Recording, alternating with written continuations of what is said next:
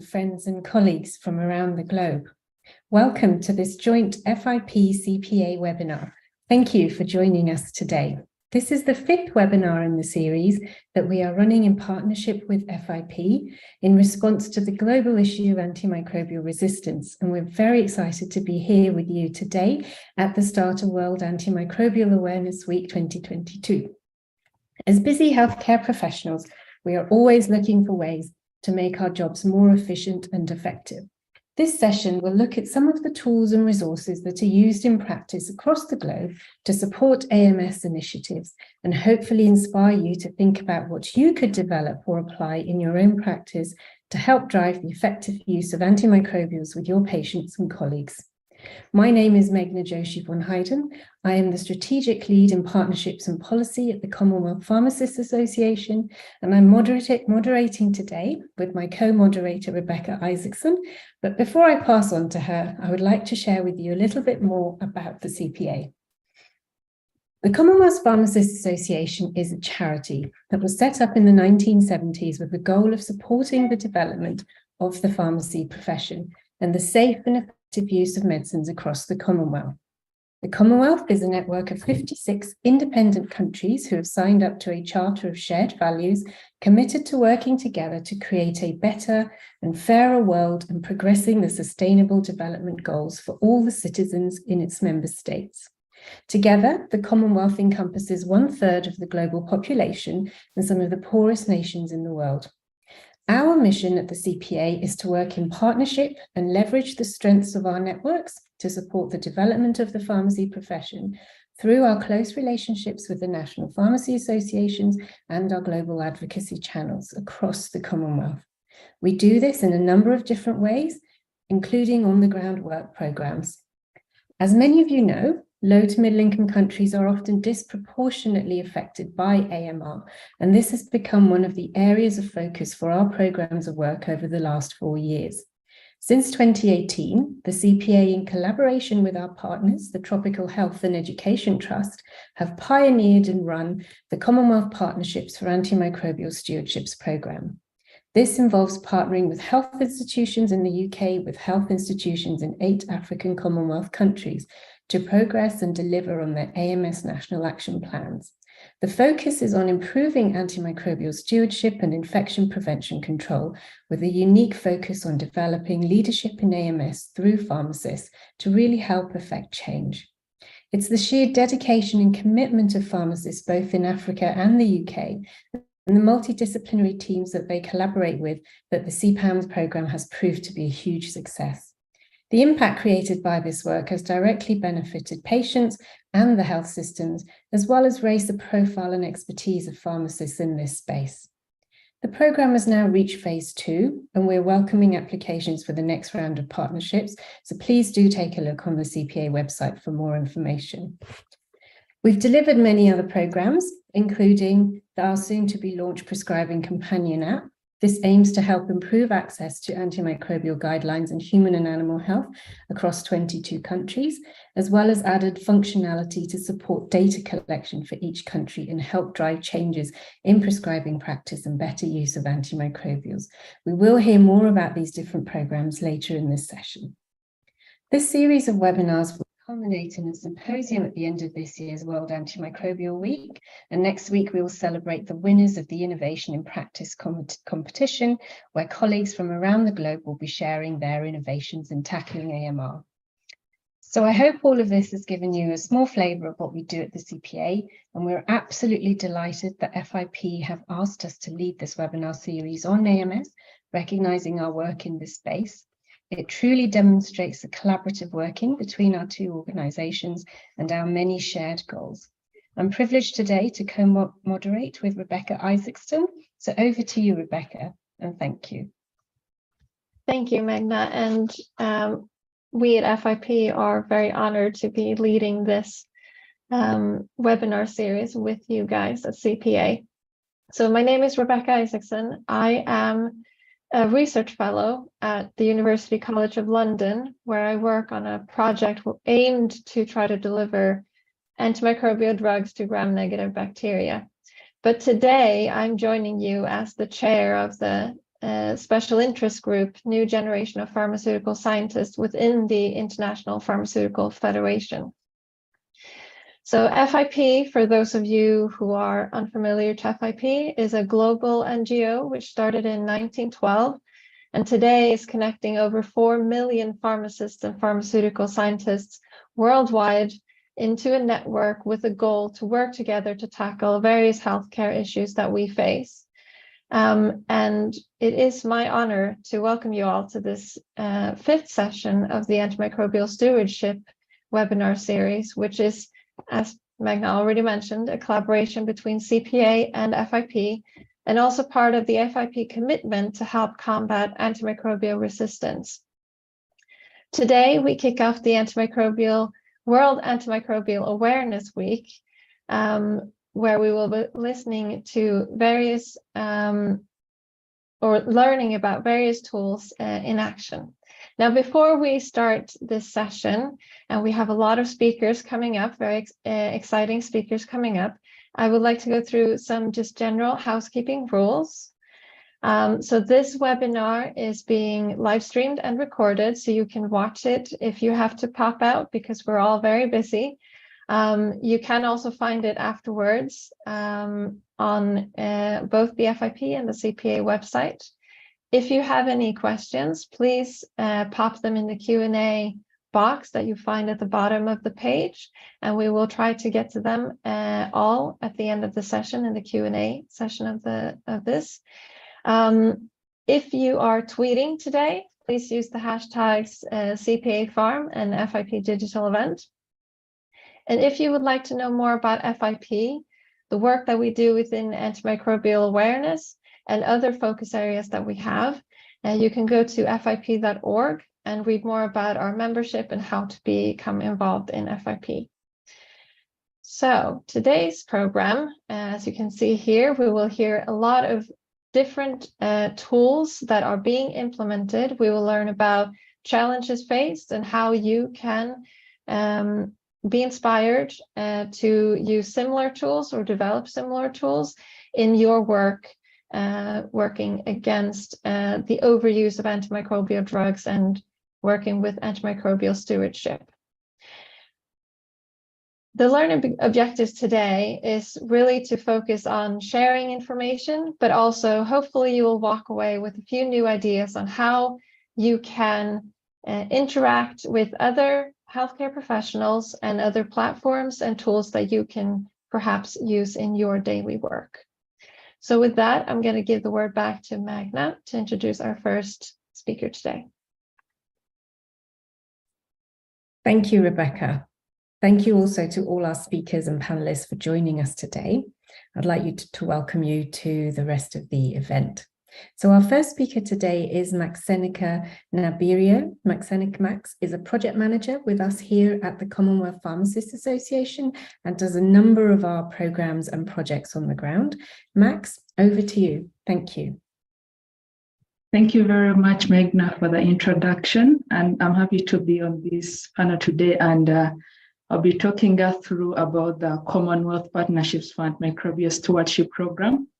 But to fit it in that discussion for today, I'll focus more on giving an overview on how we've developed the various tools that have supported the implementation of our several projects that we've been running under this program. But maybe first to give a general brief about the CW-PAMS program. I understand Meghna has hit on this in our introduction, but for the good of those who have just joined, I'll run very quickly through it. So the CW-PAMS program is funded by the UK Department of Health and Social Care's Planning Fund, and is managed by us at the CPA in partnership with Tropical Health and Education Trust, the THET. The aim of this program is to leverage expertise of UK health institutions and technical experts in favor of building capacity of national health workforce and institutions in low-middle income countries. So the program also aims at creating opportunities for bidirectional learning between UK and institutions in Africa. Currently, we work with a group of 8 countries in Africa.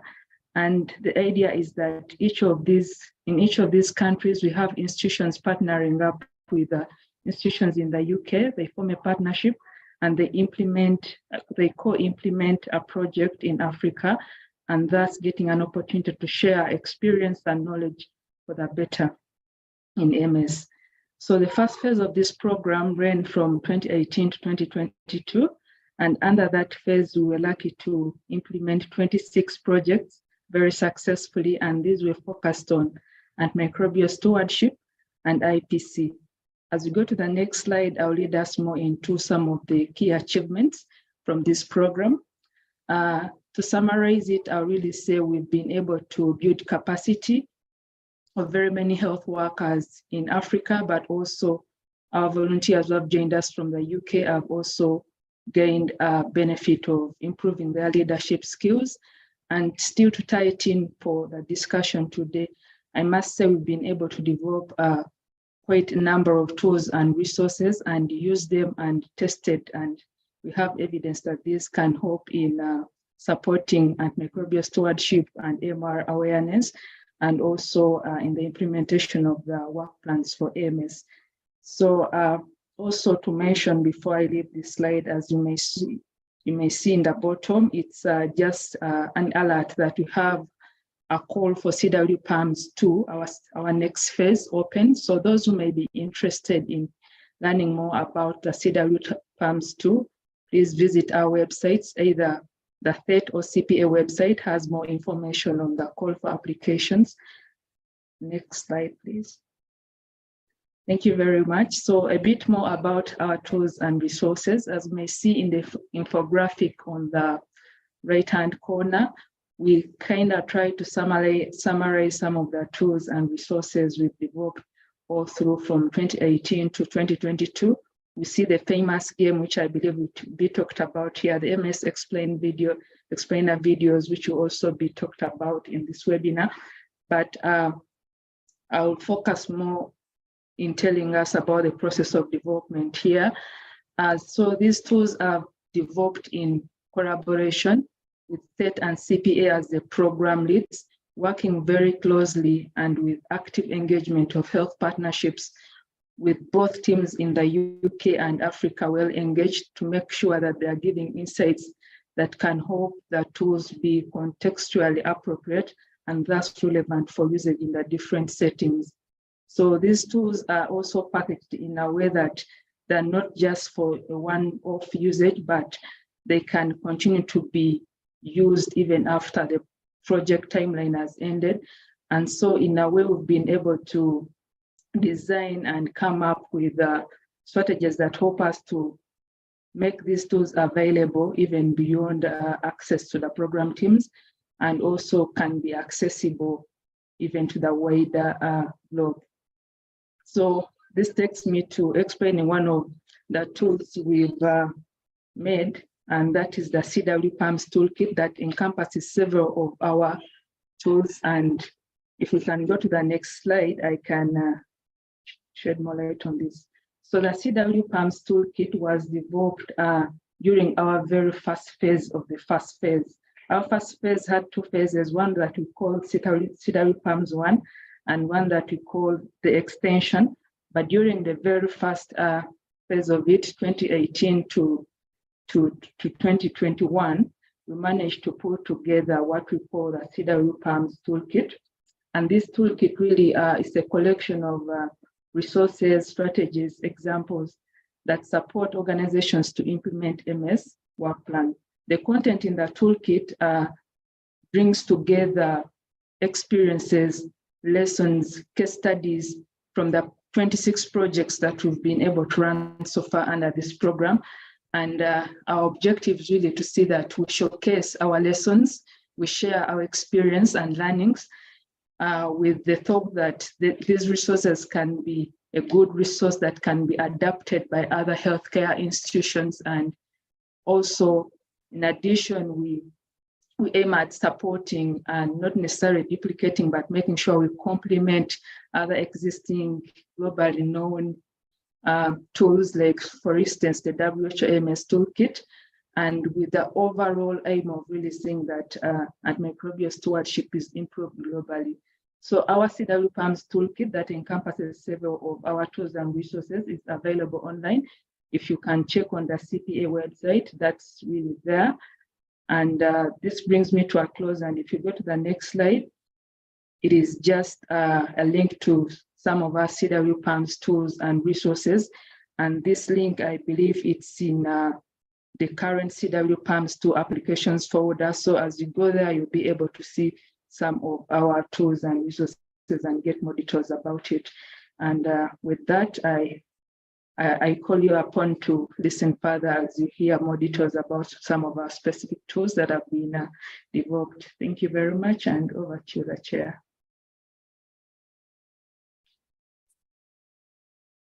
Many thanks, Max. That's a really impressive showcase of the work that you've been doing around the CWPAMS program. Thank you. I'd like to move on to our next speaker now. Can I welcome Israel Sefer, lecturer and specialist pharmacist at the School of Pharmacy in the University of Health and Allied Sciences in Ghana. Over to you, Israel. Thank you. Hello, colleagues. My name is Dr. Israel Sefer, a specialist pharmacist and a lecturer. I work at Keta Municipal Hospital. I want to give you a presentation on Keta Municipal Hospital perspective on using antimicrobial stewardship tool. These are the outline for my presentation. Keta Municipal Hospital is a government facility, a public health facility, which is located in the Volta region of Ghana, one of the 16 regions of Ghana. It has 110 bed capacity with 7 wards, providing both inpatient and outpatient services. The hospital has over 300 staff comprising of medical doctors, pharmacists, nurses, and other paramedics. In 2019, the hospital benefited from a Fleming Fund, which became part of a project which started in April 2019 and was expected to end in April 2020. The Fleming Fund supported the project with a £29,400. By the end of the project, we were not able to utilize all the money, and the rest of the money was utilized as a second arm of the project. The project site included Keta Municipal Hospital, which is located in Keta, and Ghana Police Hospital, located in Greater Accra. The team that spearheaded the project included Healthcare Improvement Scotland, from Scotland, and the Scottish Antimicrobial Prescribing Group. We also had some representatives from hospitals in Scotland and some from the University of Manchester. The project, the first part of the project had several achievements. One important achievement was the establishment of the antimicrobial stewardship team, which hitherto did not exist. The project utilized what we call the Scottish Triad model, which included the use of information, education, and quality improvement to establish antimicrobial stewardship system in the facilities. During this project, the team from Scotland trained the core antimicrobial stewardship team. And after the training, we evaluated our knowledge gain. After the training of the core team then trained other clinical staff. Over 100 clinical staff were trained on the principles of antimicrobial stewardship. We were able to conduct the first point prevalence survey ever conducted in the hospital, the 2 hospitals. After the conduct of the survey, 6 months later, the core team, without supervision from our collaborators, were able to conduct the second point prevalence survey. So, some team members, both from Keta Municipal Hospital and the Ghana Police Hospital, enjoyed experiential visit to Scotland to learn about how antimicrobial stewardship is practiced. During this project, some of our findings were able to publish them in peer-reviewed journals, 4 of which are published, peer-reviewed journals. During the first point prevalence survey, we identified guideline compliance as one of the gaps in antimicrobial use. And so we identified outpatient management of pneumonia as a starting point where we would monitor guideline, how prescribers adhere to guidelines in managing this condition. So, as I mentioned, the second part of the project, which we utilized the rest of the money that was left, had to do with moving away from pneumonia management to another area. We identified dental condition as also one of the conditions where antibiotics are mostly utilized. So we conducted a qualitative study this time around. And with this qualitative study, we interviewed some clinical staff, including doctors, pharmacists, and some nurses. Some current update of the antimicrobial stewardship activity in these two hospitals. Because of COVID and also attrition of staff, some of the core team members left the facility, and so currently we are reorganizing the team, and we are hoping that the new team members will be trained. We also have realized that there are a lot of new clinical staffs in the facilities now, and we are hoping that the core team members, after they are trained, retrained, be able to train the new clinical staffs on antimicrobial stewardship. We are hoping to work with Healthcare Improvement Scotland and other partners to secure extra funds to start a new project, hopefully next year. The project will be replicating the Scottish triad model to establish antimicrobial stewardship at other hospitals. So this is how, during the project, we were able to utilize antimicrobial stewardship tool.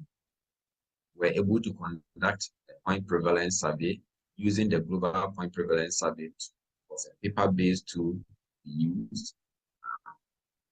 The team of Scotland trained some clinical staff on how to conduct the survey, and under their supervision, we conducted the first point prevalence survey. And the second point prevalence survey was conducted without the supervision of the Scottish team. And helped us to be able to see how we can be able to conduct surveillance without supervision. Then we also monitored pneumonia management at the ambulatory care level. We utilized an app, a mobile app, which we made it available to all prescribers to guide their compliance. Later on, the app developed some difficulty, and therefore we resorted to laminating the guideline and pasting it on the wall so that prescribers can make reference to them and ensure that empirical management of pneumonia at the ambulatory level is guideline-based. This was a paper-based study, so we developed a check tool, and were able to monitor guideline compliance by prescribers for 30 days. The dental antibiotic use, which was the second arm of the project, as I mentioned, was a qualitative study where in-depth interview of doctors, dental physician assistant, pharmacists were done. Also, this study also utilized a paper-based audit, and we're able to monitor antibiotics in addition to the qualitative study. These two studies have all been published in peer-reviewed journals. Some achievements that we have enjoyed with these two projects included improved teamwork among clinical staff on antimicrobial stewardship. Hitherto, there were communication barrier between the pharmacy team and the prescriber team, but through this collaboration and project, there is a better communication with the pharmacy team on prudent use of antibiotics in the hospital.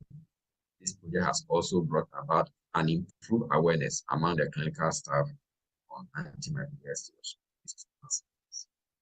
We have seen some challenges with this project.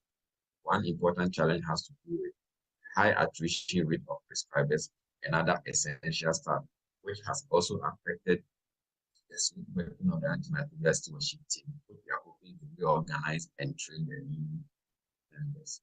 We also have difficulty of some technical staff not being available to help spearhead antimicrobial stewardship, like microbiologists and so on in the facility. Funding is also a major issue affecting sustainability of the because the hospital doesn't allocate funds specifically to help in the daily running of the stewardship team and activities, and therefore it's affecting the sustainability of the business. We think that antimicrobial stewardship is an evolving concept in Ghana, and therefore the principles are less understood, but we hope that in the future awareness will increase, and therefore funding and participation and collaboration. These are some of the publications that the project were able to have. This publication in JAC antimicrobial resistance was a publication on the point prevalence survey that were conducted in the facilities. This publication was on the use of how we utilize the Scottish triad of antimicrobial stewardship model in Ghana. And we also were able to publish our audit of antibiotic use in terms of prescribers' compliance to guidelines on monitoring management of pneumonia. The impact of antimicrobial stewardship training for clinical staff is also assessed, and we were able to publish our findings of the impact. The audit of dental antibiotic prescribing, which was conducted, also the findings were also published. And this is the letter that we received for publication. Thank you very much.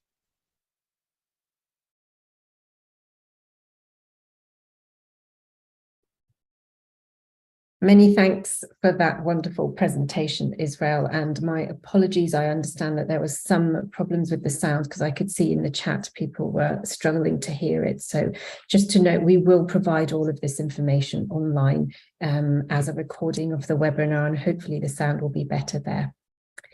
Can I move on to our next speakers? We have Joshi-von Oyella and Dr. Zainab Akello, who will be talking to us about antimicrobial stewardship and the work that they are doing in that field. Akello Zainab is the lead pharmacist and AMS technical lead in Uganda, and Dr. Joshi-von Oyella is a development antimicrobial stewardship training programmer. Can I pass on to those, and welcome. Thank you.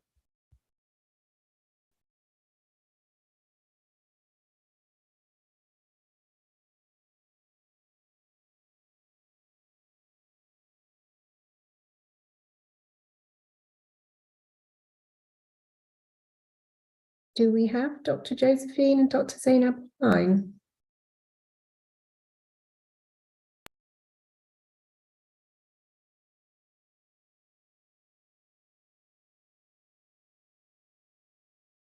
I think we're just dealing with the technical issues here a little bit. Just bear with us. Okay, I believe we're moving on to our next speaker.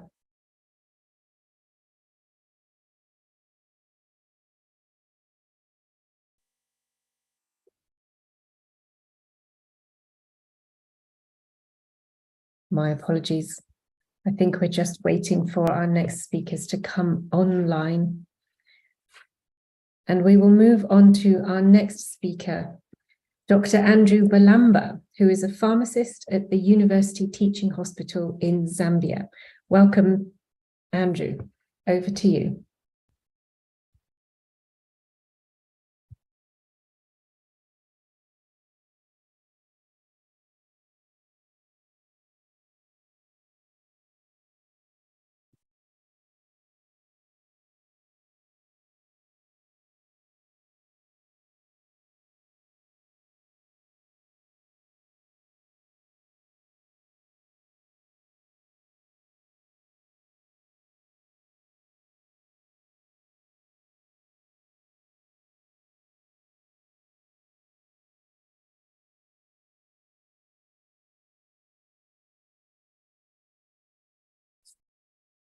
Yeah, I believe we're having a few technical difficulties in getting hold of some of our speakers, unfortunately. So we're going to move on to our next speaker, Jessica Fraser, who is the Programmes Coordinator at the Tropical Health and Education Trust.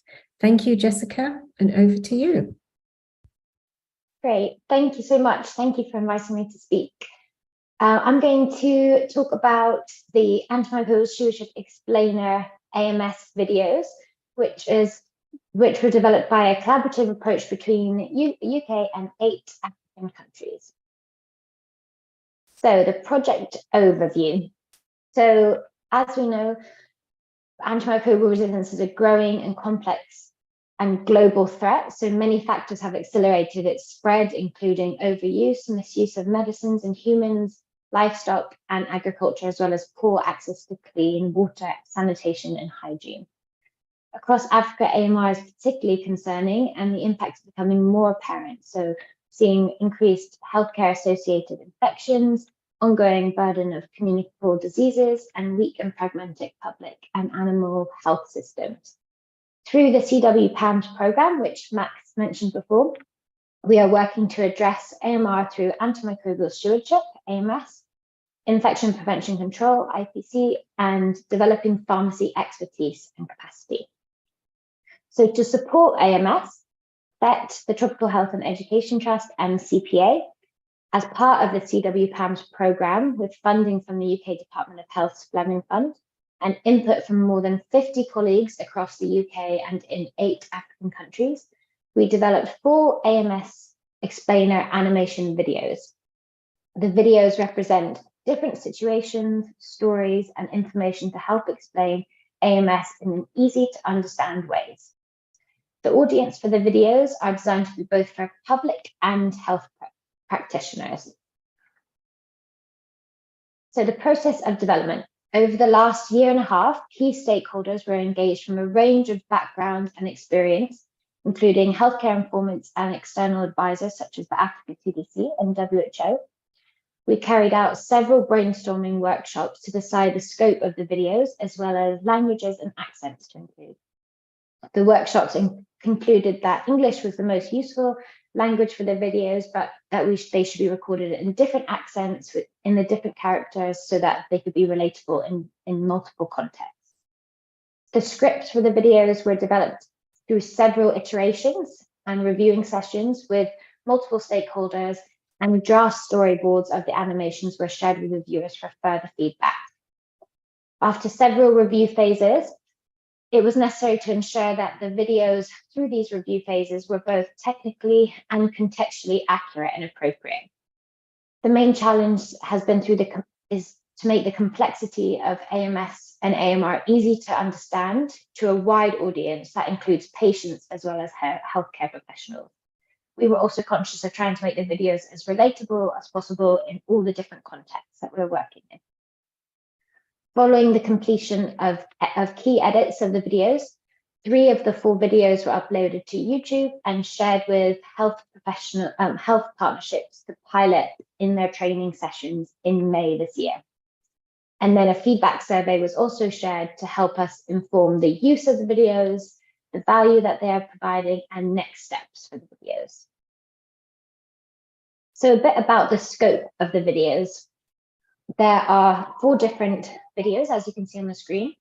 So the patient-doctor experience, that explores a mother and father's experience with seeking medical help for their child's illness, when it's appropriate to use antimicrobials or not, and preventative actions that one can take to try to reduce the chances of AMR.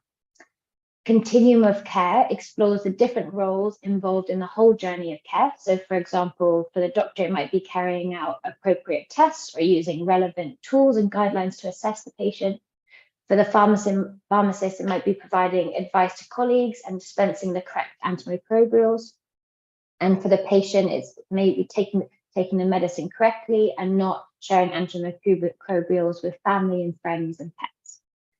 For the surgical prophylaxis video, this explores the journey for healthcare professionals. So this might be doctors, nurses, pharmacists, for managing surgical site infections and using the WHO surgical safety checklist and deciding the appropriate use of antimicrobials in the patient's journey.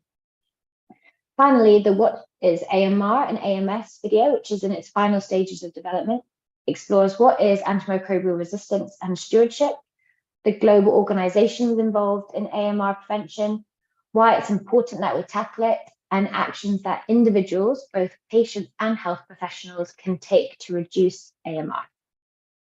We're now going to watch a short video example on the next slide.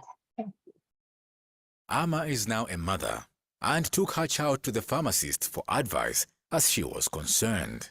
Her baby has a cough, a runny nose, and is feeling hot. She returns home and speaks to her husband about the pharmacist's advice. Amma, how is our baby? What did the pharmacist say? It is okay. The pharmacist said she has a mild viral infection. So, did he give you any antibiotic for her? No, he did not. He said that antibiotics don't work for a virus. So, what did he give you then? He gave me some advice on how to look after her and how to tell if she gets worse. He was very reassuring, you know. He said that we should take her to a doctor immediately if she gets any worse or when we are worried about her. So, no medicine? That doesn't make sense. As she is normally fit and healthy, he said that her body should be able to fight the virus without medicine. He told me that it's important that we wash our hands regularly and practice good hygiene to try and stop ourselves from catching the virus and even spreading it to others. He also reminded me that her vaccinations are due next month. And it's really important that we take her for them, ka? You know, they will help stop her from getting any more serious illnesses. Oh, do you think that we should go and try to buy some antibiotics as well? Just in case we get ill too. I really can't take time off work. No. The pharmacist said it's really important that we don't buy antibiotics and that we only take antibiotics when a health worker tells us we need them. Why? And what's the problem? We are taking too many antibiotics, often for illnesses where they don't work. Because of this, they no longer work on some of the germs that they are used for. The pharmacist said it could be a big problem, and antibiotics might not work when we really need them next time we are sick. If we preserve antibiotics for when they are really needed, we are doing something that can and will save lives. It might be Amma's life in the future that we save by our actions today. So that was an example of the patient experience video, but I'll share the link so you can see the other videos about the continuum of care and surgical prophylaxis. So yes, hope you enjoyed that. As part of the health partnerships piloting the videos and training, we asked for feedback and experience of using the videos and a few examples of what we had back from partnerships. So the main way respondents said that they were either already using the videos or plan to use them was, as you can see on the screen here, so sharing with professional groups, showing the videos in hospital waiting rooms and staff rooms, using for training at schools and universities, and in workshops and training for health regulatory bodies. We also wanted to ask respondents what they learned from the videos. So on the next slide, you can see there's, so most respondents have learned the most from the patient experience video, but found that 94% of the respondents gave the videos either a 5 or 4 in usefulness, so 5 being very useful. So that's really great feedback to get. And also respondents stated that the accents used were either very acceptable or acceptable. So that was some of the feedback we got so far on the videos. So what's next for the videos? We plan to do the following activities. So finalize the 4th video, so what is AMS, AMR video, and share that. Continue to gather feedback from health partnerships. So yeah, just on the next slide, the development of, continue to get feedback from health partnerships, and then where feasible, make further edits. So for example, maybe adding more languages or subtitles with local languages. And then we want to disseminate the videos through future phases of the program, support health partnerships disseminate the videos more widely and use them in training and at hospitals. For example, some partnerships have expressed the interest in sharing the videos on radio shows, social media, or as printed screenshots that could be used as posters around in the different clinics and hospitals. And we also want to share the videos with a wider network of stakeholders and continue to get feedback and hopefully have them be useful in different contexts. So yeah, thank you for listening and watching the video. If I'll share links in the chat about how you can access the videos, and please do feel free to get in touch, and as well as check out the CWPAMS program either on the CPA website or the FET website, and you can learn a bit more about the program. Thank you very much. Thank you so much, Jess. It's a fantastic program and I've watched the videos and they are really, really good. So please do take this opportunity to have a look at them and share them wider. So moving on to our next speakers. This is a joint session with our two speakers. We have Ujin Tashi.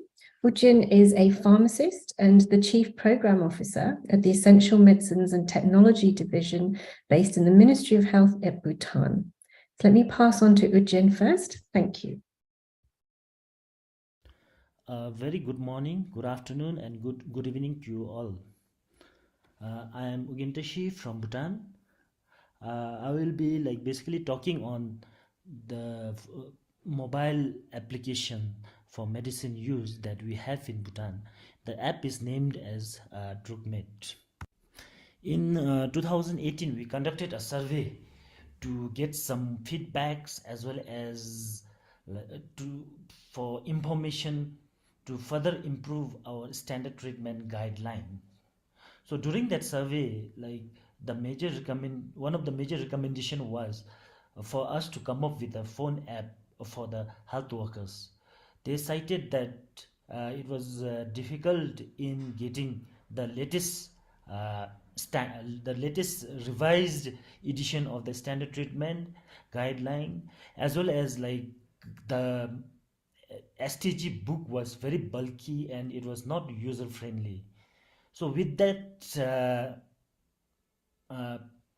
recommendation from the field, we have proposed the fund to the Fleming Fund project for the development, and with the support from the Fleming Fund project in Bhutan, the app was developed and was formally inaugurated by our health minister during the observation of World Antimicrobial Awareness Week in 2021.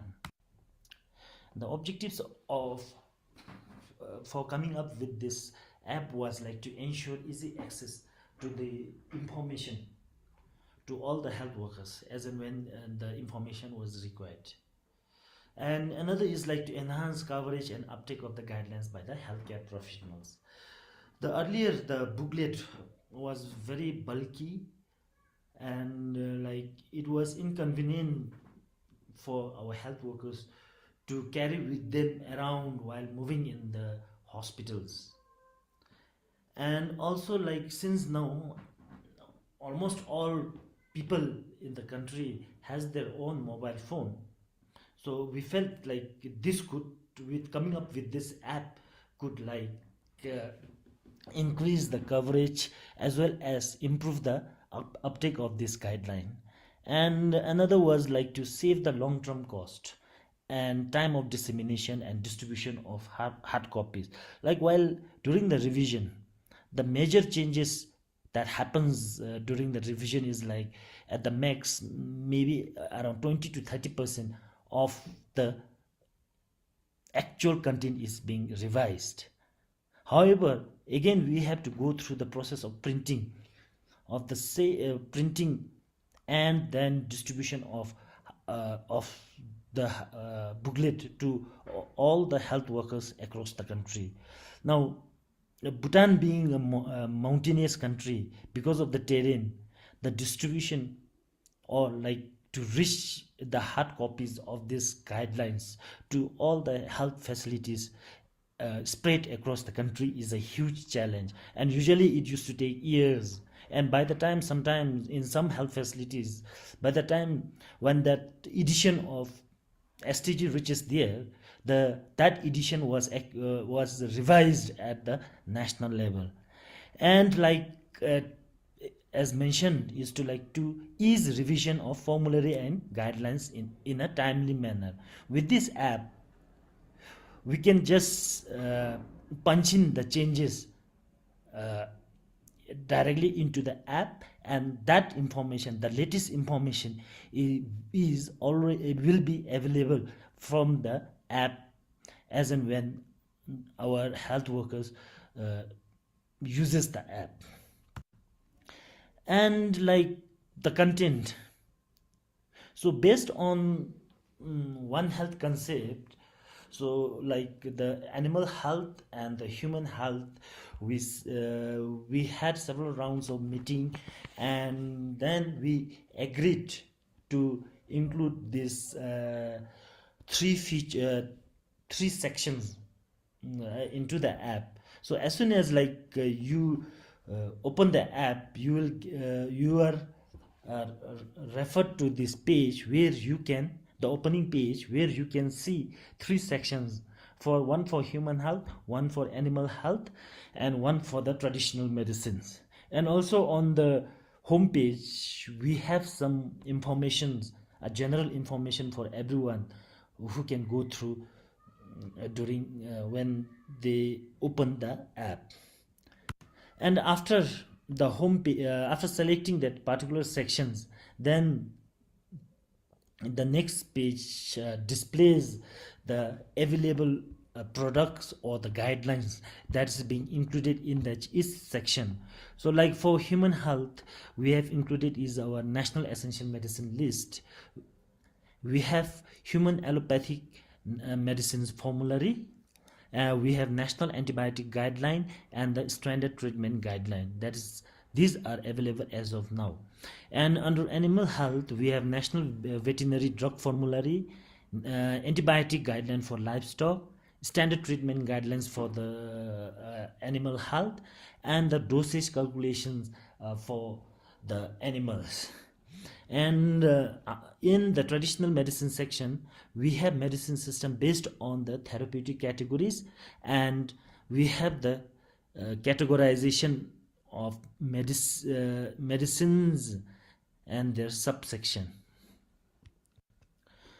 So if we go again in depth, so these are some of the features that is currently available. If you select a standard treatment guideline under the human health, then you are taken into the next content, which is the system.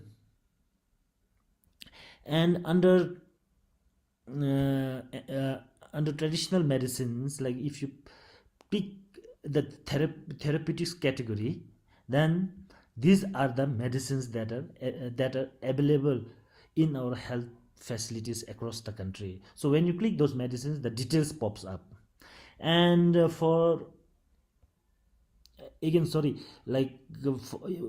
you click on the formulary, then the next page displays the content of the formulary based on the therapeutic category of those medicines. And these are some basic features that we have also a feature or an option for the end user to submit their feedbacks as well as the complaints to us. And coming to way forward, yes, we have an app in place, but since it has been launched recently, there are a lot of feedbacks, comments, as well as complaints in terms of user friendliness from our colleagues from the fields. So our next plan is to enhance this app based on the feedbacks received from our health workers.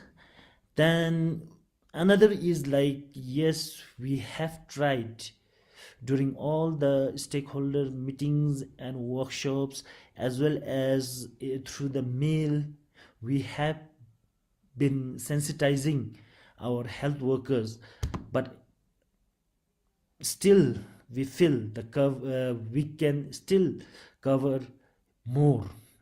So like in after the enhancement of the app, our plan is to maybe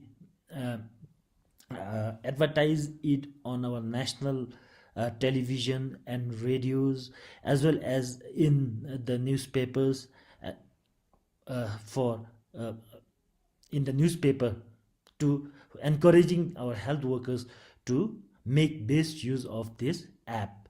And also towards like after the year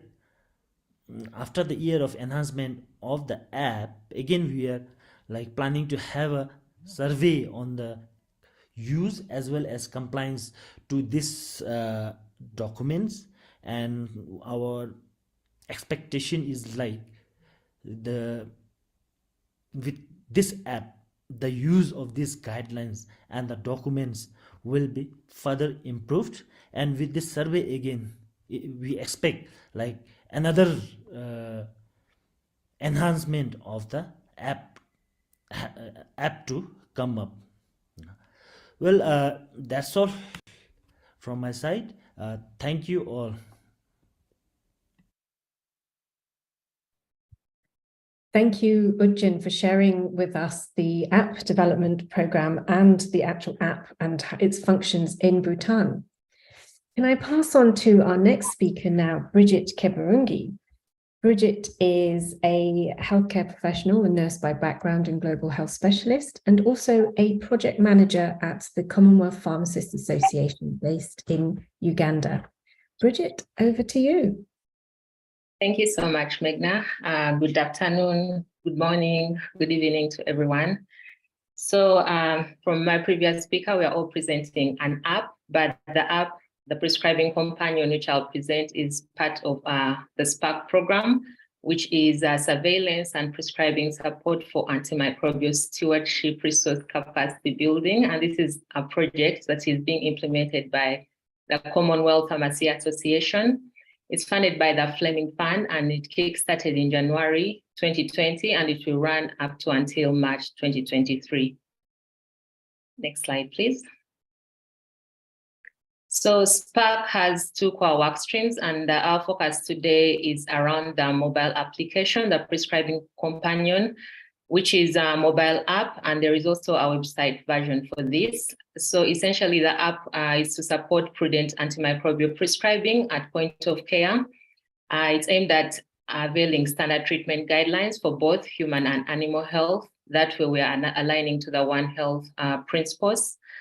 The app at this point is focused on antimicrobial stewardship and antimicrobial use. However, we want to move beyond that and in future customize it to other therapeutic areas. So areas like non-communicable diseases. And what's so important about this app is that once you download it, the toolkits you download are available offline. And this is very important in low and middle income countries we are working with because we are all well aware of the issues to do with internet. The other work stream is the point prevalence survey and support for antimicrobial use surveillance in human health. This work stream has been conducted in 6 of the 22 countries we are supporting. And this one basically deals with conducting point prevalence survey and putting that data to action through continuous quality improvement and having and fostering that multidisciplinary partnership between all the healthcare practitioners. So I'll move fast to the next slide while we talk in depth about the prescribing companion. So the prescribing companion, as you've heard, has been in development since January 2022, early this year. And I'm pleased to say that at this point, we've completed the design and build of this app. The app is available for up to 22 countries within Africa and Southeast Asia. So just on the screen is a snapshot of what a toolkit, for example, the one in Kenya looks like. So this is similar for all countries, but the way we present our content is such that you have information under the infection and infectious disease prescribing, and this is where our antibiotics treatment guidelines sit. And as mentioned, once you download the app, this is available offline at point of care. We have a section for international antimicrobial stewardship and IPC resources. And this is a repository of all good practice guidelines out there. So for example, from WHO, from FAO, CDC, all guidelines available. The whole aim is to have a one-stop where health workers can access information, and therefore we aim to raise this knowledge and awareness of these resources out there. We have resources on COVID-19, it's still here, it's still with us. And therefore we provide some international guidance, but at the same time, we link the app to country-specific guidance. So for example, once you get into the app, you can get links to the country-specific guidance. Usually these are Ministry of Health portals. And as mentioned, we are aligning with the One Health approach. So we have animal health guidelines on the app. During the scoping of the SPARK program, and through the program, we've realized that this is an area that needs further development. So this way, by identifying this gap, we want to foster some shared learning, because we've been approached by our partners along the way who say, we are trying to develop, for example, animal health guidelines, but we don't have any guidance. So what the app does with having all these vast resources under one site, countries can cross-reference and download any toolkit. So for example, I'm in Uganda, and if I wanted to see a toolkit in Nigeria, I can still download that and see how far they have gone with their development.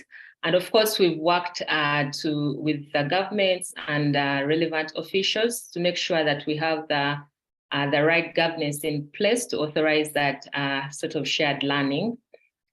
So from a sustainability perspective, we have conducted some trainings. We've appointed people who are called the super users or the app champions, who are in charge of customizing the app. So in terms of customizing, we are focusing on antimicrobial stewardship, but we want to make the app as efficient as possible. So beyond AMR and AMS, there are these sections which are, for example, the other common clinical conditions. We've listened to our stakeholders and they want to include other guidelines. So those areas are very customizable by the different countries through our app champions to include such resources, for example, hypertension guidelines. And I think in the left corner, you can see the intervention recording section. So that's where you can also further customize the app to add audit tools. You can add surveys and any sort of data collection element that can help support AMS activities. So let's go to the next slide, please. So I'll just briefly take you through how we developed the app, the prescribing companion. So for this part of the program, as you know, started in January, we selected a few of the first countries, the first cohort, and identified the standard treatment guidelines that we wanted to download. So we set out to upload 12. Then we engaged with our stakeholders, created awareness. We're interested in knowing what do approvals look like in each country in terms of getting the guidelines on a globally available app. So through those consultations, we're able to get access to the most up-to-date guidelines for each of the countries whose guidelines we've included in the app. Then we developed the core module, so the international module, in such a way that we know all these resources are out there, but we curated them and tailored them to what is important and included it on the app. And this included also the uploading of the different guidelines on both the app and the website.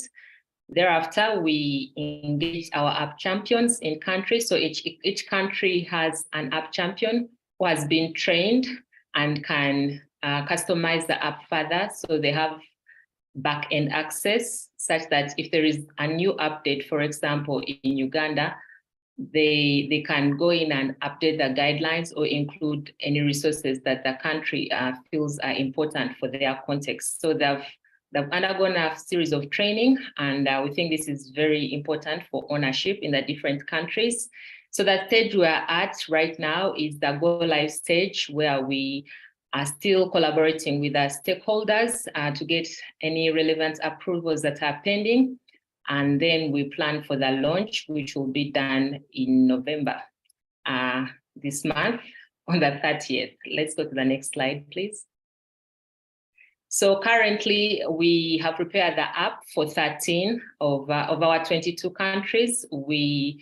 You see, we've completed 9 to 10 months now, and we are still looking to onboard more of our 9 countries that we set out to have the app. So the countries on the screen are the ones where we are live at the moment. Let's go on. All right, so our impact so far since go live, as mentioned, we have 13 app champions from each country, and we've done some training. We've had live didactic sessions, Q&A sessions, and practical sessions where we guided our app champions on how to go to the back end, upload guidelines, include resources, so that the app is up to date and people are getting the most useful information for them. So as mentioned, we have 10 guidelines on the app so far, and we want to include more even outside antimicrobial guidelines. So some of the guidelines on the app right now are Tanzania, Zambia, Malawi, Nigeria, Zambia, Ghana, and these are in human health. And as mentioned, animal health is still a work in progress, but we have added some guidelines from Bhutan, Uganda, and Bangladesh. So there may be questions in the room. Bhutan has an app, is in this duplication. So along the way of developing the app, we've engage all the stakeholders in country. So for example, in the case of Bhutan, we've learned from them, they've learned from us, and we've been in touch with our developer, who is Tactem, and there's a way you can actually link, for example, 2 apps so that you get maximum use. So the government of Bhutan, we have the approvals to link both apps so that we can learn with the guidance on their app, and they can also learn from what extra is on our app. So this is the sort of shared learning we are talking about. Next slide. So what's next for the app? As you can see, we've uploaded 13 guidelines, and we are already live in 13 countries. So we want to continue working with the countries that are onboarded via the app champions and in-country consultants. So this looks like getting approvals, customizing the app further, and getting that training rolling within these countries. We also want to expand the app to work with the further 9 countries that we haven't gone live yet. And this is also an announcement of sorts that we are launching the app on the 30th of November this month. And we shall be sharing with you, if you look out to our website and social media channels, we'll be sharing the login details. So please join us so that we can officially launch this great piece of work. And going forward, we'll continue engaging with different stakeholders to have the app rolled out to all healthcare practitioners, focused on the Fleming Fund sites first, but we hope that nationally, this app can be owned and used by countries as the go-to app for prescribing. I think that's it. What's the next slide? Yes, that is the team behind the app, and there is more in country. There's more people that have put in a lot in terms of development of this app. Thank you so much. Thank you so much, Bridget, and for sharing a little bit more about the app and its functionalities. As Bridget mentioned, the app is due to be launched soon, so please do keep a lookout for it, and very welcome to join the launch when it happens in a couple of weeks. So keep a lookout on our websites. So thank you to all our speakers. I am going to pass on to our next speaker, Melvin Bell, who is Director and Co-founder of Focus Games Limited UK. And also we have joining this session, Sarah Kavanagh, who is a pharmacist at NHS England, also based in the UK, to talk about the next session. Thank you.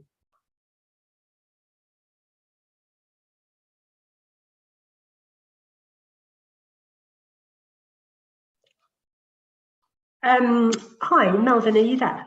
I'm here. Oh, right. Yeah, sorry, so you are. Good afternoon, everybody. It's our great privilege to do this short presentation on the AMS game. Meghna has already introduced ourselves. This is very much a collaborative project. And as I said, I'm Sarah, and I'm presenting today with Melvin. If we could have the next slide, please. So just to give you a little bit of background, why we developed the antimicrobial stewardship game. Obviously, everybody on this call is aware of the huge challenge that is AMR. And this was an innovative solution to training people with AMS. And it was sort of felt with some of the partnership working we've been doing with CPAMs that the multidisciplinary approach was working well. There are previous educational board games that have been developed and are used, but the antimicrobial stewardship game did not, and it now does. It's also been very helpful throughout the pandemic because this game is available both as a physical game and as a digital version. Next slide, please. So the topics covered in the game are introduction to AMR, AMS. The questions and so forth were developed in collaboration with many others. Different kinds of antimicrobial agents are discussed.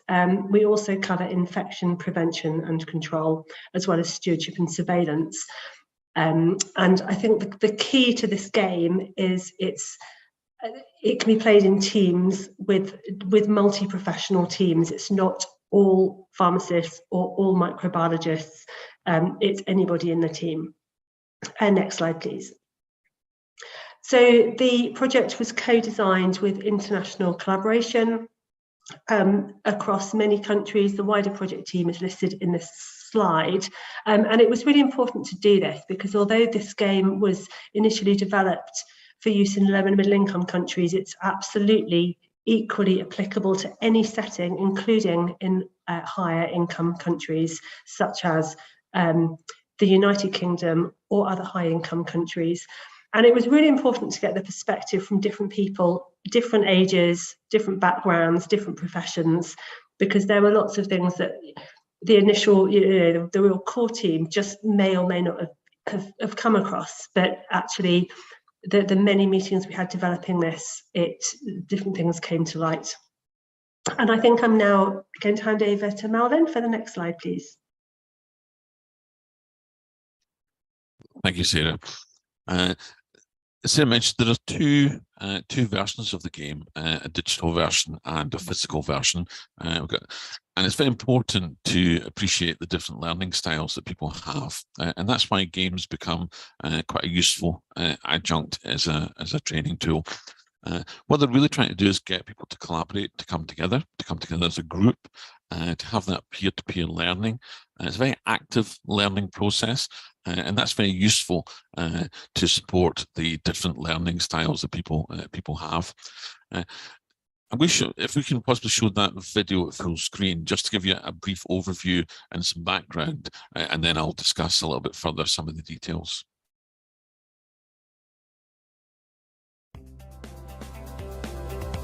Hello, I'm Sarah Kavanagh, representing the Commonwealth Pharmacists Association. The innovative...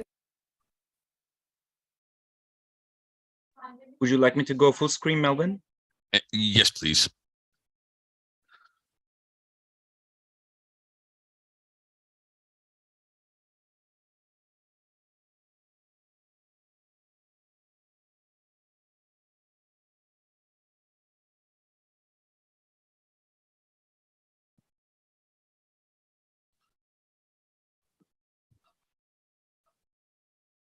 I'm not sure we're sharing the video. If you thought we were, just to mention.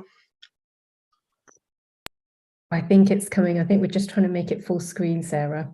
Oh, sorry, I don't mean to be impatient, Meghna. No, that's fine. That's fine. I know we're just trying. I think Ali's got it there. Super. Thank you.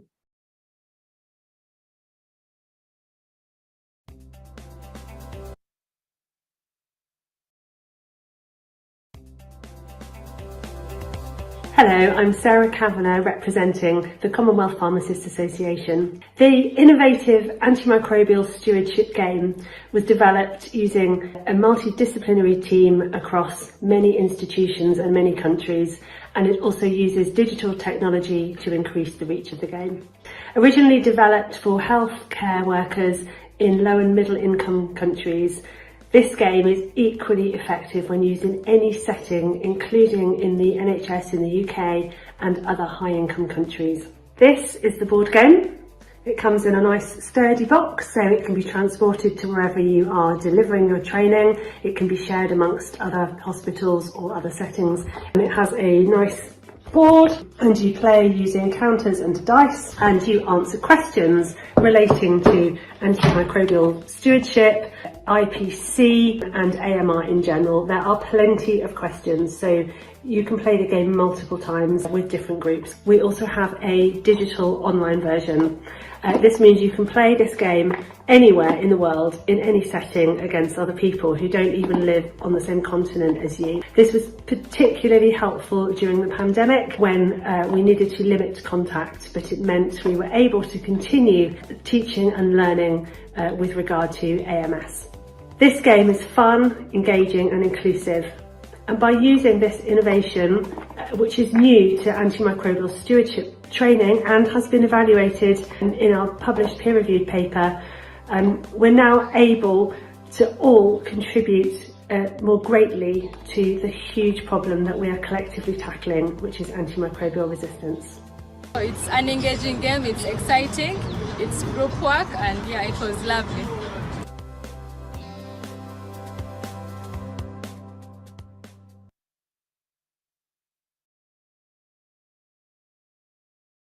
Great, thank you. And if we go back to the main PowerPoint, that would be helpful.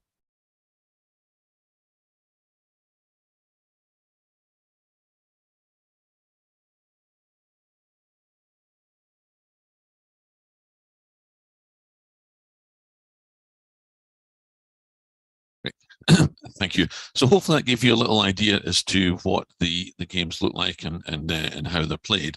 What they're doing is allowing people to come together to answer some fairly simple and also some fairly complex questions around AMR, and allows that sharing of experiences, sharing of knowledge, filling in the gaps in your knowledge, and of course all of that builds confidence, and that's really what we're trying to do here, is build confidence around AMR and AMS. And that's really important if we're going to encourage and to build our approaches towards AMS. As Sarah said, it can be used across any setting, and it can be used across any discipline. So you're not really looking at narrowing this down to a particular set of professionals. Multidisciplinary teams, cross-functional teams, they can all share and learn from each other, and the game is a catalyst to allow that to happen. And they're fun, I mean, which is really important. But as well as being fun, they're also very effective. And if we just click onto the next slide.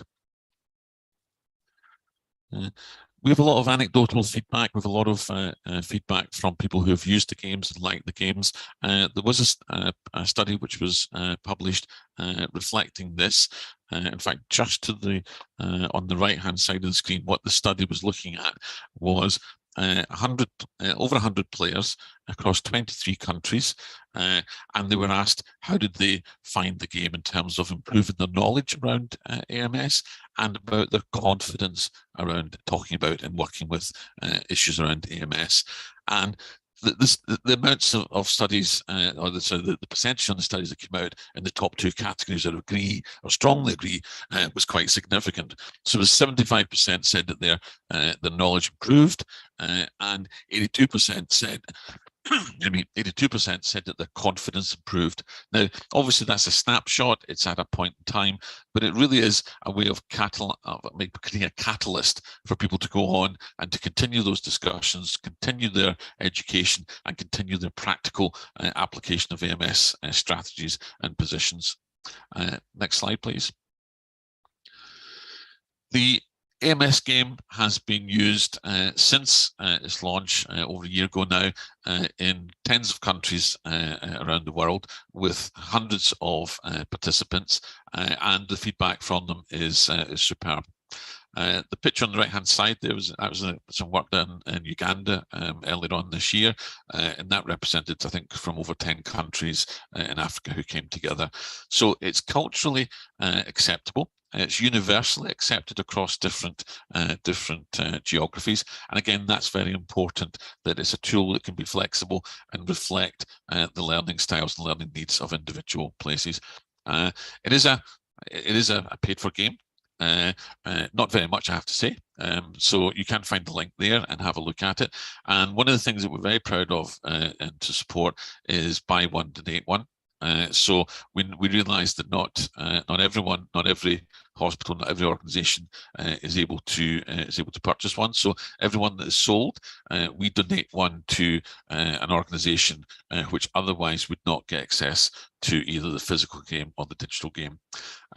That's our website. Please have a look, and my contact details are there, and please feel to get in touch if there's anything I can help you with. And that's the AMS game. Thank you. Thank you, Melvin and Sarah. You've been instrumental in making this a really fun topic and sharing more about AMS and getting it out there. So this brings us to the end of all our speakers. Thank you so much for sharing your time, your expertise, and all the tools and resources that have been developed. I'm going to pass you on now to my co-moderator, Rebecca, to pick up the question and answer sessions, and I hope that you will join us in that. Thank you. Thank you, Meghna. So thank you so much to all of the speakers. As a researcher kind of working on the other end of this problem, trying to find new drugs and new ways of delivering drugs, it's been really inspiring to listen to all of these tools that are being implemented on the other side of the problem, trying to reduce our use of drugs and trying to reduce the antimicrobial resistance that we unfortunately have to live with. And it is a challenging problem that we are all facing. I think we're all very tired of pandemics, but I think we're unfortunately seeing sort of a silent pandemic happening right now with AMR rising everywhere. I have a few questions to start us off before we take questions as well from anyone in the session. So if any of the participants have any questions, put them in the chat box or in the Q&A box, and we will put them to our speakers. So I actually wanted to start with a few questions to Jessica, if you are still here. Yes, you are. So Jessica, it was really lovely to see these videos. They were so informative, really good. How many languages are these available in, and are you planning more videos aimed at other regions? What is the next step basically in these videos? Yeah, thanks, Rebecca. So they're in 8 different accents for the 8 different countries that the CW-PAMS program is working in. Mm-hmm. And yes, we're hoping that we can do more languages. We're just starting to get feedback from different through the piloting, through the health partnerships, what languages would be the most useful. But through the brainstorming sessions and the review sessions we had with stakeholders at the beginning, because there's so many different languages in all the different countries, it was felt that English would be the most useful for the videos to start with, but in 8 different accents. So that's what we've started with. But yeah, the hope is that we can either have more voiceovers in different languages or subtitles. So hopefully that's the next step we can do in the future. Thanks.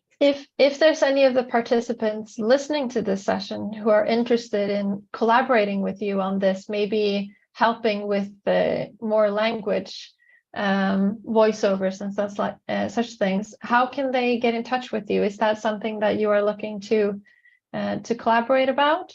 Yeah, definitely. I'll put my email in the chat so people can reach out to me directly. Wonderful. Thank you. Thank you so much. Okay, I'm gonna move on with some questions to Bridget, if you are still in the session. Yes, you are. Hi, Bridget. Thank you so much for a really lovely presentation. It was really amazing to see this extensive app that you've created with all of these resources that are available. It's really amazing work to see. I'm just kind of wondering, how are you working with keeping the guidelines up to date, and how can people connect with this app if they want to become sort of a champion? Where can we find more information? Thank you so much, Rebecca. Yes, indeed, this is a great piece of work. So as you've seen, the app remains a work in progress, and so far, what we've collected at the international module are resources widely available. So at this point, CPA is not really making or creating guidelines, but we are bringing guidelines that are out there into one place. So usually such resources will be linked to live sites that are embedded. So for example, the WHO Essential Medicines list, which obviously if it updates, then the link automatically re-updates within the app. Then at a national level, we are working through the app champions. And at this point, we have one per country, but of course, as we start the rollout, we hope to bring more on board. So these are our links within countries who we have carefully picked out. These are people in charge of maybe reviewing guidelines. They work directly with AMR committees in countries. So once a guideline needs review and updating, they are our source to let us know. And they have also been trained to be able to go to the back end and update these guidelines for each country. So that's kind of how we're managing it now. But this is shared learning. So as it goes out there after 30th November, we expect to learn more and even to broaden our scope for other countries and resources. Thank you. That sounds really amazing. I'm just going to follow with another question. So how do you work on getting this app sort of known to healthcare professionals? Do you include it? Is it included in some educational programs, or do you work mostly with sort of advertisement to people who are already in the profession? How do you work with getting people to use this amazing app? Okay, so currently the app is available on Apple, iOS store, and also Android via the Google Play Store. We also have a website. So at this point, it's available for download freely. And so as I've explained, so after the launch, this is where we now officially bring it out for use to the world, because the previous phase has been that the building and designing and bringing all this together. But thereafter, we are working on a number of communication material to spread the word. We are working with the different country teams. We're doing the main launch on 30th, but we also want to cascade it down to each country that we are working with to have like mini launches in country, whereby we can talk more about the app, educate health care practitioners on ground on how to use it. We are developing explainer videos. So I've seen Jessica with a number of resources out there. So probably we'll contact her how to make such useful videos for us to disseminate widely so we can get maximum use of this app. Okay, wonderful. That sounds amazing. We all look forward to being able to download this app on the 30th. Thank you so much, Bridget. So I have some questions as well in the chat box. Let me see here. There are a number of people asking questions about these apps that we've heard and the games being translated into different languages. Are there any of the panelists who have any information about other languages that they're planning to launch? For example, the game, Sarah, do you have any information? I don't at this moment in time for the game. Melvin may correct me if I'm wrong, or other CPA and FET colleagues. However, another board game that I used in an educational setting actually in Mozambique a number of years ago, which sort of helped spark the idea for this game. We translated the questions into Portuguese because, as you know, many people, if not most people in Mozambique, speak Portuguese. So we did this quite simply. We took the game out with us. This was a different game. This was the sepsis game, also very pertinent to World Antibiotic Awareness Week, and also the drug calculations game. And we just took the cards and we stuck I mean, this is very cut and pasting in the old sense. We stuck a sticker over it and we translated it into Portuguese by hand. We also did it as a Word document on a computer and printed the questions out. So I am aware that the games are translated. As for this game in particular, I will defer to Melvin. Thanks, Sarah.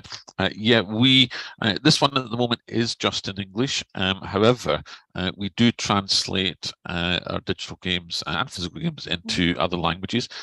We are working at the 5 Indian languages at the moment for the digital version, but we are open to partnering with people who can support translation into local languages.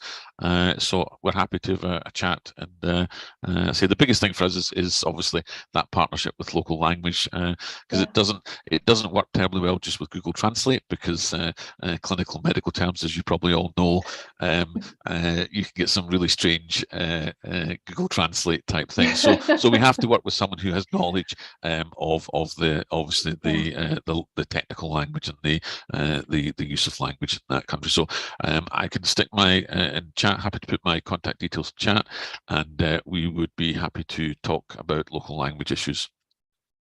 Okay, wonderful. Thank you, Melvin. So any of the participants looking to want to support and collaborate about this, please reach out to our speakers and see if you can support them in some way to get the app or the game into a language that works for you. Bridget, did you want to add something to this? Yes, as the previous speakers were talking, I just wanted to also share that some of our countries we've worked with want their guidelines in their local languages, and this is something we are working on. We have one country so far, Timor-Leste, which wants it in Titan, which is their local language. So that sort of support going forward for the next 5 years, when the app runs, is what we're looking to do. So hopefully other countries can come on board so that the guidelines are really used widely in countries. Okay, wonderful. Thank you so much. Okay, so we are nearing the end of the session, so I'm going to invite Meghna back to get to the session now as we close this. It has been a great privilege to hear all of the amazing work that all of our speakers do every day to try to combat antimicrobial resistance. It's been really inspiring to hear it as a researcher, like I said, on the other end of this project. And now I'm going to give the word back to Meghna for a few closing words. Thank you, everyone, so much for joining us today. Thank you, Rebecca. That's it. Thank you to all our speakers as well for sharing the many different ideas, tools, and resources. Please do take a look on the websites. I know there's been lots of questions about access to the links, etc. So do check out the relevant websites and feel free to reach out to any of our speakers. And I'm sure they'd be very happy to connect and help as much as they can. And this webinar will also be available on the FIP YouTube channel, and I understand that we can also see the full schedule on webinars at fip.com. So in closing, I just wanted to say thank you to everyone for joining us today at the start of World Antimicrobial Awareness Week, where the theme this year is around preventing antimicrobial resistance together. I hope that the tools and resources that have been shared today will help us all in achieving this goal.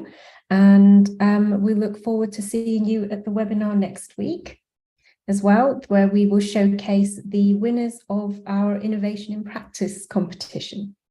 Can I also take this opportunity to thank my co-moderator, Rebecca. Thank you to all our speakers for sharing your time, to the FIP and CPA team, with special thanks to Ali and Nikki for bringing these webinars together. And lastly, to all of our participants for taking the time today to join us. It's been a real pleasure. We wish you a great rest of the day, evening, and hope to see you again soon. Thank you. Bye, everyone. Thank you. Bye.